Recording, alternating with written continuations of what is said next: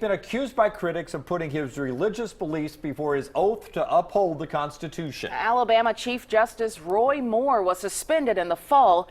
He sits down with our Lee Garner for his first in-depth interview since being taken off the bench for a second time. Lee? Well, Jim and Sherry, Moore's time in office seems to be defined by most of his supporters and critics by two instances: 2003's Ten Commandments Monument and the January order on same-sex marriage. Moore is still fighting the latter while wanting people to understand his stance on government and religion.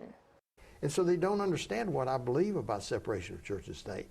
I do believe in separation of church and state, but not separation of God and government. Not separation from God from our lives. You can't do that. The First Amendment to the United States Constitution states that. Congress shall make no law respecting an establishment of religion or prohibiting the free exercise thereof, or abridging the freedom of speech or the press, or the right of the people to petition the government for redress of grievances.